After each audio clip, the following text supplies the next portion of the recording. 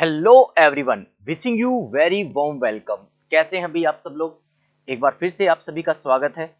आज के इस सेशन में हम बात करने वाले हैं अटल बिहारी वाजपेयी मेडिकल यूनिवर्सिटी के बच्चों के लिए, जिन बच्चों के अभी एग्जाम है रिसेंट के अंदर। ह्यूमन एनाटॉमी एंड फिजियोलॉजी का पेपर जो है वो मैं आज डिस्कस करने जा रहा हूँ। कुछ मोस्ट इंपॉर्टेंट क्वेश्चन रहेंगे आपके लिए जो हो सकता है आपके एग्जाम के लिए फायदेमंद हो।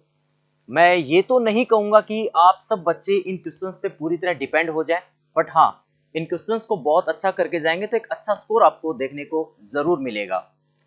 नेक्स्ट वन आप स्क्रीन पे भी देख पा रहे हैं, most important question for Atal Bihari Vajpayee medical university BSc nursing part first year. और आज का जो सेशन है वो है ह्यूमन एनाटॉमी एंड फिजियोलॉजी के लिए। देखिए बच्चे, इसमें मैंने एनाटॉमी एंड फिजियो की मिक्स क्वेश्चंस रखे हैं सिस्टम वाइज। आपको इन क्वेश्चंस को बहुत अच्छा करके जाना है, और अगर आप इनको बहुत बहुत बेहतर करके जा रहे हैं तो नो डाउट आपका स्कोर बहुत अच्छा रहने वाला है।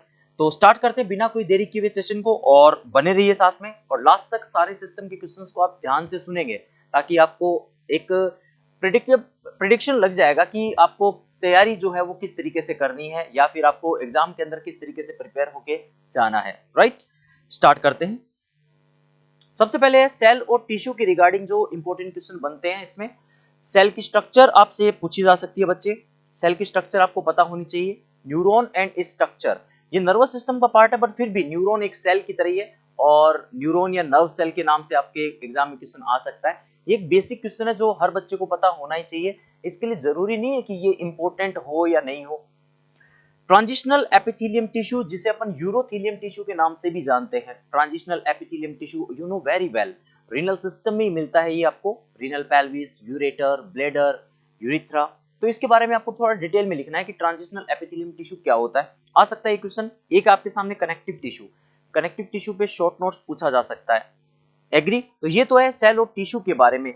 इसके बाद में हमारा जो अगला सेशन है वो है ब्लड। ब्लड पे कुछ शॉर्ट नोट्स आपके एग्जाम में पूछे जा सकते हैं, जैसे कि डब्ल्यूबीसी का क्लासिफिकेशन आपने पढ़ा भी होगा, ग्रेनुलोसाइट और एक ग्रेनुलोसाइट, इओसिनोफिल, बेसिनोफिल, न्यूट्रोफिल, मोनोसाइट और लिम्फोसाइट, ये आपको डिटेल में पढ़ के जाना है। एबीओ ब्लड ग्रुप सिस्टम पूछा जा सकता है। इसके अलावा आरबीसी का फॉर्मेशन, एरिथ्रोपोइसिस, एक फिजियो का क्वेश्चन है। इसमें मैंने पहले भी कहा है कि एना और फिजियो को मैंने मिक्स लेके लिया है, अलग अलग डिफरेंशिएट नहीं किया। हर एक पार्ट की एना और फिजियो साथ में मोस्ट इंपोर्टेंट क्वेश्चन रखे गए हैं, तो आप इनको तैयार करके जाएंगे। ब्लड क्लॉटिंग फैक्टर्स, इनके नाम कैसे होते हैं, इनका नेमोनिक भी इसी चैनल पे आपको मिल जाएगा नो डाउट। आप जब सर्च करेंगे तो उसमें ब्लड क्लॉटिंग फैक्टर को एक बेहतर तरीके से याद करने का फॉर्मूला इस चैनल पे डेफिनेट मिलेगा। Next one, cardiovascular system, CVS, इससे भी बहुत अच्छा क्वेश्चन बनता है। Structure of the heart, most and most important है इस बार के लिए। स्ट्रक्चर ऑफ द हार्ट पूछा जा सकता है। ब्लड प्रेशर पे शॉर्ट नोट्स आ सकता है। इसके अलावा कुछ एक टर्म्स भी है, यू नो वेरी वेल कि कार्डियोवैस्कुलर सिस्टम जब हम पढ़ते हैं तो कुछ एक टर्म्स भी आती है, जैसे कार्डियक आउटपुट क्या होता है। इसके अलावा उसको हार्ट रेट को इफेक्ट करने वाले कौन कौन से फैक्टर्स होते हैं वो भी आपको डिटेल में पढ़ना है। साथ में एक कार्डियक साइकिल की फिजियोलॉजी है, डबल स्टार करके दे रहा हूं मैं आपको, ये बहुत अच्छा तैयार करना है। हार्ट की ब्लड सप्लाई भी आपको पता होनी चाहिए। तो इन क्वेश्चंस में से सबसे इंपॉर्टेंट हार्ट की स्ट्रक्चर और कार्डियक साइकिल रहेगा। इसके बियॉन्ड भी दो एक क्वेश्चन और है, वो भी आपको पढ़ के जाने हैं। नर्वस सिस्टम में से क्या इंपॉर्टेंट बन सकता है, इवन की शॉर्ट नोट्स बनने की संभावना ज्यादा रहती है। सीएसएफ मोस्ट प्रोबेबली खाली नहीं जाता है। सेरिब्रोस्पाइनल फ्लूइड क्या होता है, इसके कंपोजिशन क्या है, सीएसएफ का सर्कुलेशन क्या है, इसके लिए बेस्ट साइट क्या है, लंबर पंक्चर मेथड क्या है, ये डिटेल में आपको पढ़ना होगा। क्रेनियल नर्व, नाम आपसे पूछे जा सकते हैं कि कौन कौन सी क्रेनियल नर्व है, एकदम सीक्वेंस वाइज आपको पता होनी चाहिए और उनके फंक्शंस भी पता हो। Olfactory, optic, oculomotor, trochlear, trigeminal, abducens, facial, ये सारी क्रेनियल नर्व आपको सीक्वेंस में याद करनी है। एग्री? सेरिब्रम पे नोट्स पूछा जा सकता है। सेरिब्रम क्या होता है, सेरिब्रल हेमिस्फीयर क्या होते हैं, कॉर्पस कैलोसम क्या होता है, ये आपको डिटेल में लिखना होगा। ब्रेन का सबसे बड़ा पार्ट होता है सेरिब्रम। स्पाइनल कॉर्ड, ये क्वेश्चन पीछे पूछा नहीं गया काफी टाइम से, तो ये आ सकता है। मेनिंजेस और ब्रेन स्टेम, ब्रेन स्टेम अगर बच्चे आपसे पूछा जाता है तो आपको इसमें मिड ब्रेन लिखना होगा, पोन्स लिखना होगा और मेडुला ओब्लोंगाटा। इसका मतलब इन तीनों की स्ट्रक्चर आपको पता होनी चाहिए, तब जाकर के ब्रेन स्टेम कंप्लीट होगा। एग्री? चलो नेक्स्ट वन, डाइजेस्टिव सिस्टम में से क्या पूछा जा सकता है, सलाइवरी ग्लैंड इंपॉर्टेंट है। लीवर की स्ट्रक्चर, डाइजेशन एंड एब्जॉर्प्शन का मेथड, ये बहुत ज्यादा इंपॉर्टेंट रहेगा। और साथ में स्मॉल इंटेस्टाइन की स्ट्रक्चर भी आपसे पूछी जा सकती है। ठीक है बच्चा, ये पूरा डिटेल में बहुत अच्छे से आपको करके जाने, मैंने सिस्टम वाइज एना और फिजियो साथ में रख दी है। Next one, renal system. Renal system में क्या इंपॉर्टेंट हो सकता है? किडनी की स्ट्रक्चर मोस्ट प्रोबेबल पूछी जाती है। अगर किडनी की स्ट्रक्चर नहीं पूछी जाएगी तो फिर नेफ्रॉन जरूर पूछा जाएगा। यहां पे कहीं लिखा होगा स्ट्रक्चर ऑफ द नेफ्रॉन। इन दोनों में से कोई ना कोई एक के आने की संभावनाएं बनी रहती है। फिजियोलॉजी ऑफ यूरिन फॉर्मेशन, ये खाली नहीं जाना चाहिए क्योंकि यूरिन फॉर्मेशन आपसे मोस्ट प्रोबेबल पूछा जाता है। जैसे यूरिन फॉर्मेशन की जो तीनों स्टेप है, ultra filtration, reabsorption and secretion, तीनों की तीनों को बहुत डिटेल में लिखना होता है आपको, तो ये आप पढ़ सकते हैं। रेनिन एंजियोटेंसिन एल्डोस्टेरोन सिस्टम आने की संभावना कम है, बट फिर भी आप लोग इसे तैयार करके जाएंगे। नेक्स्ट वन, सेंसरी ऑर्गन में क्या इंपॉर्टेंट हो सकता है? आई की स्ट्रक्चर, हियरिंग प्रोसेस, एक फिजियो बनती है हियरिंग की, हमें सुनाई कैसे देता है, एग्जैक्टली आपको वो पूरा मेथड लिखना होगा। मिडिल ईयर की स्ट्रक्चर पूछी जा सकती है, मिडिल ईयर में छोटी छोटी हड्डियां भी आपको लिखनी पड़ेगी। मेलियस इंकस स्टेप्स क्या होते हैं, इसके अलावा मिडिल ईयर को हम लोग ईयर कैविटी या टिम्पेनिक कैविटी क्यों कहते हैं, ये सारी बातें। स्किन का फंक्शन, इंटेगुमेंट्री सिस्टम का एक पार्ट है स्किन फंक्शन, उसमें आपको हो सकता है कि एपिडर्मिस और डर्मिस के बारे में भी लिखना पड़ जाए, ये भी इंपॉर्टेंट है। स्किन की स्ट्रक्चर में आप पढ़ते हैं एपिडर्मिस एंड डर्मिस लेयर, ये आपको दोनों को ध्यान में रखना है। इंटेगुमेंट्री मैंने साथ में रख दिया इसमें सेंसरी वाले हिस्से में।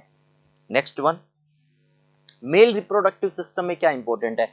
एक ही पार्ट जो इंपॉर्टेंट बनता है वो है structure of the testis, testis की स्ट्रक्चर आपसे पूछी जा सकती है। फिजियोलॉजी ऑफ स्पर्मेटोजेनेसिस, ये नहीं पूछा जाएगा तो फिर oogenesis पूछा जाएगा, एक फिजियो जरूर बन सकती है इनमें से।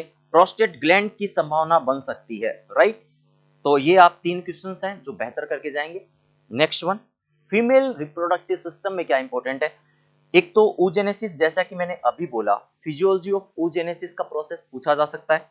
फिजियोलॉजी ऑफ मेंस्ट्रुअल साइकिल, ये मोस्ट प्रोबेबल पूछा जाता है और आपको पता भी होना चाहिए मेंस्ट्रुअल साइकिल के अलग अलग फेजेस या स्टेजेस क्या होती हैं, यूट्रस के अंदर होने वाले चेंजेस और ओवरी के अंदर होने वाले चेंजेस, दोनों आपको लिखने होंगे। Structure of the uterus and ovary, एक जरूर पूछा जाता है, या तो यूट्रस या ओवरी, आप तैयार कर लेंगे। फिर भी इसमें एक स्ट्रक्चर और भी है, वो है ब्रेस्ट। ब्रेस्ट की स्ट्रक्चर आप कर सकते हो, ज्यादा इंपॉर्टेंट तो नहीं है, बट फिर भी आप पढ़ के जरूर जाएंगे। नेक्स्ट वन, स्केलेटन सिस्टम में क्या इंपॉर्टेंट है? बोन की स्ट्रक्चर आ सकती है इस बार, साइनोवियल जॉइंट पूछा जा सकता है, अलग अलग टाइप होते हैं जॉइंट्स के, आपने पढ़े भी होंगे, synarthrotic joint, amphiarthrotic joint, diarthrotic joint. तो डाई आर्थ्रोटिक जॉइंट जो मूवेबल जॉइंट होते हैं उनको साइनोवियल जॉइंट कहते हैं। इनके अलग अलग टाइप्स भी हैं, अलग अलग कैटेगरी बनी हुई है इसकी। पाइवट जॉइंट क्या होता है, हिंज जॉइंट क्या होता है, बॉल एंड सॉकेट जॉइंट क्या होता है, इन सबको आपको डिटेल में लिखना होता है साइनोवियल जॉइंट के अंदर। एग्री बच्चे? और साथ में डेल्टोइड मसल पूछी जा सकती है। स्कल बोन, स्कल बोन का मतलब है कि आपको क्रेनियम भी पूछ रहा है और साथ में फेशियल बोन्स भी पूछ रहा है, इसमें आपको ईयर ऑसिकल्स भी लिखना है और हायोइड बोन को इंक्लूड करके 29 बोन्स जो है स्कल के अंदर वो डिटेल में लिखनी है आपको। Agree? Next one, lymphatic system में क्या इंपॉर्टेंट हो सकता है? लिम्फ नोड इंपॉर्टेंट हो सकता है आपके लिए, बहुत ज्यादा इंपॉर्टेंट है ये। किसी की ब्लड सप्लाई भी पूछी जा सकती है, जैसे हार्ट की ब्लड सप्लाई, यूट्रस की ब्लड सप्लाई, किडनी की ब्लड सप्लाई और ब्रेन की blood supply. Circle of Willis, ये क्वेश्चन इंपॉर्टेंट बन सकता है। सर्कल ऑफ विलिस, ब्रेन की ब्लड सप्लाई कैसे होती है, आपको डिटेल में पता हो तो मजा आ जाएगा क्वेश्चन पेपर करने का। इसके अलावा एक सिस्टम जो इसमें रिमेनिंग रह गया है वो मैं लिख देता हूं, जो सबसे इंपॉर्टेंट भी है, रेस्पिरेटरी सिस्टम। रेस्पिरेटरी सिस्टम में आपको क्या पढ़ के जाना है? एक तो सबसे इंपॉर्टेंट पार्ट है बच्चा लंग्स की स्ट्रक्चर, आपको डिटेल में पता होनी चाहिए, लंग्स स्ट्रक्चर। एग्री? इसके अलावा एक शब्द और आता है बच्चा, pulmonary function test. Pulmonary function test के अंदर आपको लिखना होता है tidal volume, inspiratory reserve volume, आपने नाम सुने होंगे, tidal volume, inspiratory reserve volume, expiratory reserve volume और इसके अलावा रेजिडुअल वॉल्यूम। इन्हीं के आधार पे हम लोग इनकी कैपेसिटी भी निकाल लेते हैं। कैपेसिटी भी आपको पता होनी चाहिए, इंस्पायरेटरी कैपेसिटी क्या होता है, फंक्शनल रेजिडुअल कैपेसिटी क्या होता है, वाइटल कैपेसिटी क्या होता है, टोटल लंग कैपेसिटी क्या होता है। ये पूरा एक पल्मोनरी फंक्शन टेस्ट है जो एग्जाम में फिजियो के बेस पे बन सकता है। लंग्स की स्ट्रक्चर हो चुकी है। एक शॉर्ट नोट्स जो पूछा जा सकता है वो है बच्चा एल्वियोलाई के ऊपर। एग्री? और एक आप याद करेंगे बच्चे, वॉइस बॉक्स, वॉइस बॉक्स, या फिर आप शब्द याद रखेंगे बच्चा लैरिंग्स। ये क्वेश्चन रेस्पिरेटरी सिस्टम में इंपॉर्टेंट बनते हैं, जिसमें सबसे ज्यादा इंपॉर्टेंट है लंग्स की स्ट्रक्चर, आपको पता होनी ही चाहिए। ठीक है बच्चे, तो ये था आज का सेशन और इसमें मैंने आपको कुछ इंपॉर्टेंट क्वेश्चंस आपके सामने रखे हैं। जब भी आप एग्जाम देने जाएं, जो बच्चे Atal Bihari Vajpayee university, medical university से बिलोंग करते हैं, जितने भी आपके कॉलेजेस हैं, उनके अंदर ये इंपॉर्टेंट क्वेश्चन हर साल के लिए बनते हैं। तो आप अगर इनको भी करके जाते हैं तो एक अच्छा स्कोर आप गेन कर सकते हैं। एग्री? पूरी तरह डिपेंडेंसी नहीं रखनी है, बट हाँ, इनको खाली भी नहीं छोड़ के आना। All the best students, take care, stay connect, stay learning.